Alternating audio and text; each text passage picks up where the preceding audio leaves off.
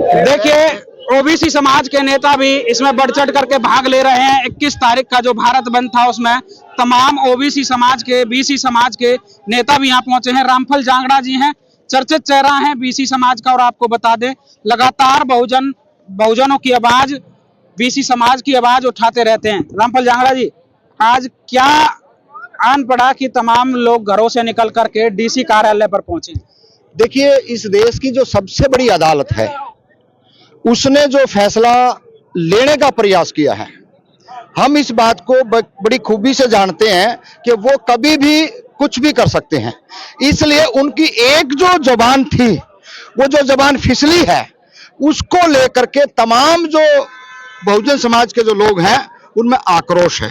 लेकिन एक सवाल और भी आता है कि अगर भाईचारे को वो खराब करना चाहेंगे तो वो अपने दिमाग से ये गंदगी निकाल दे कि ना तो वाल्मीकि दूर है और ना चमार दूर है, एससी और बीसी का जितना जो बहुजन समाज है वो सारा लामबंद रहेगा।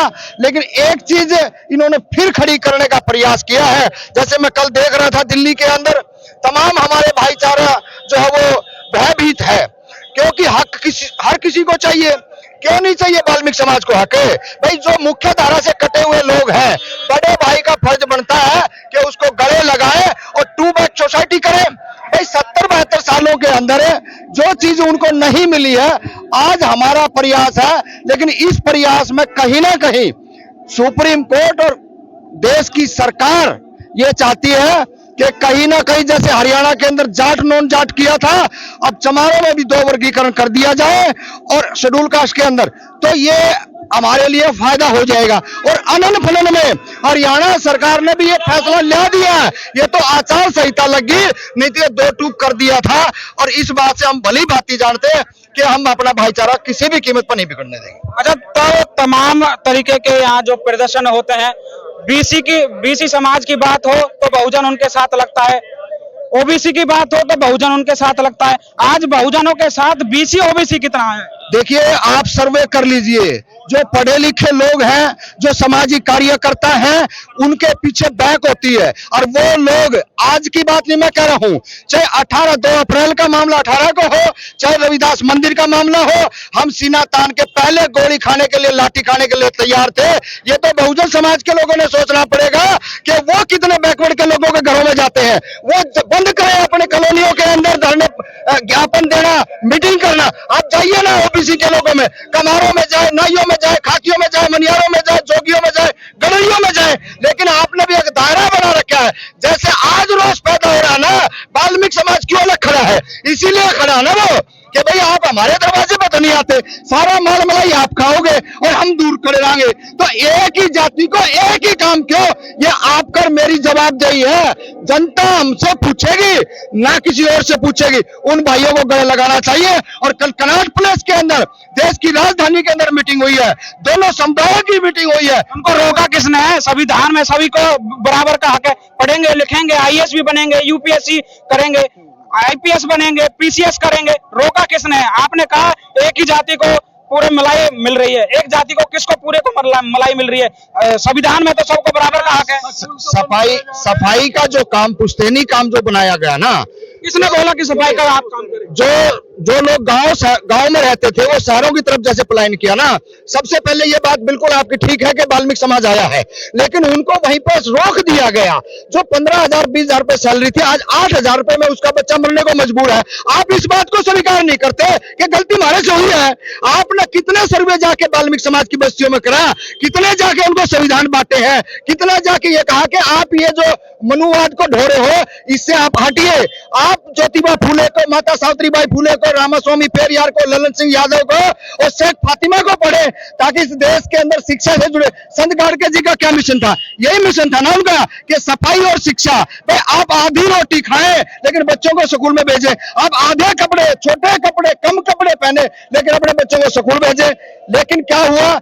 जो आगे बढ़ गया वो अपने परिवार में अपने तक सीमित रहा है, जिसका खामियाजा आज हम लोग भुगत रहे हैं। लेकिन ये गलती हुई है। जो इस देश के अच्छे जो पढ़े लिखे लोग, जिसको मैं कहूं, जो सामाजिक कार्यकर्ता कहूं, वो आज इस बात को लेकर चिंतित कर रहे हैं। और बहुत जल्दी ये समाज बंटने वाला था, दिल्ली के अंदर से भानु प्रताप जी हो, केपी चौधरी हो, तमाम ऐसे लोग थे जिन्होंने बैठकर कल ये संदेश दिया कि हम भाईचारे को नहीं बंटने देंगे किसी भी कीमत पे। आपका एक ही सवाल आ रहा, रोका किसने तो बढ़ाया किसने, हम तो ये भी पूछ रहे हैं।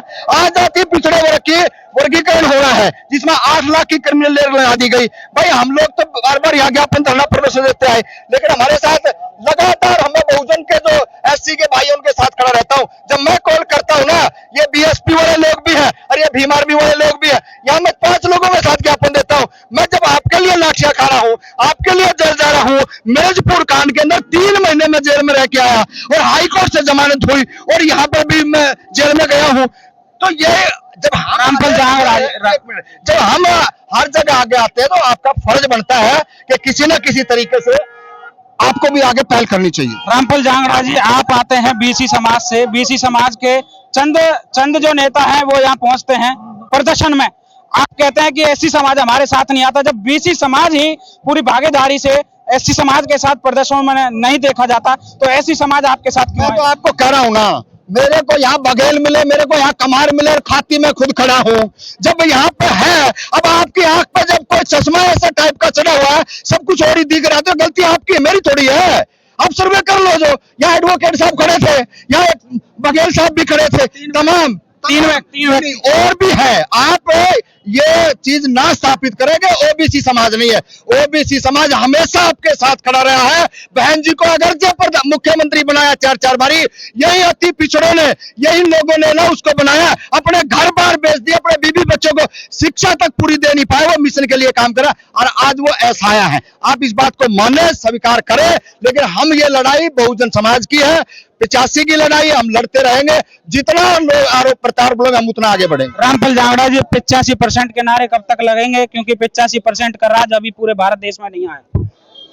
नहीं, नारों से, आंदोलनों से निकलता सब कुछ। आज ये जो बच्चा युवा खड़ा है मेरे सामने, ये कल का आने वाला एमएलए है, विधायक है, एमपी है, प्रोफेसर है, ये सारे के सारे इन्हीं में से बनने हैं।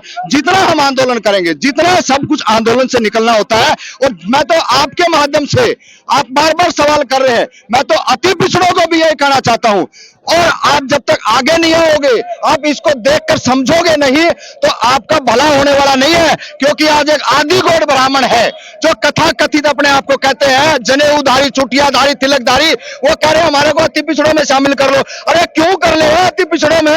या तो पहले हुआ, और आपकी विचारधारा हमारे से मेल नहीं खाती। हम उन महापुरुषों के विचारधारा को आगे लेके जा रहे हैं, अब ब्राह्मण में विचारधारा को आगे लेके जा रहे हैं, ये अब मानने वाली बात नहीं हो सकती। हम किसी को भी बीसीए में एंट्री नहीं होने देंगे और हम अपनी लड़ाई बहुजन समाज के साथ लड़ते रहेंगे। बहुत बहुत धन्यवाद। देखिए, हमारे साथ मौजूद थे रामफल जांगड़ा जी, जो कि बीसी समाज के बड़े चर्चित चेहरे हैं, मिशनरी व्यक्ति हैं, जिन्होंने बड़े विस्तार से बताया कि किस तरीके से देश में मनुवादी ताकतें इन गरीबों पर जुल्म ढा रही हैं। देखिए, इसी के साथ हम आपके साथ फिर से जुड़ेंगे। तब तक के लिए आप देखते रहिए फरीदाबाद 24/7 न्यूज, जयप्रकाश के साथ।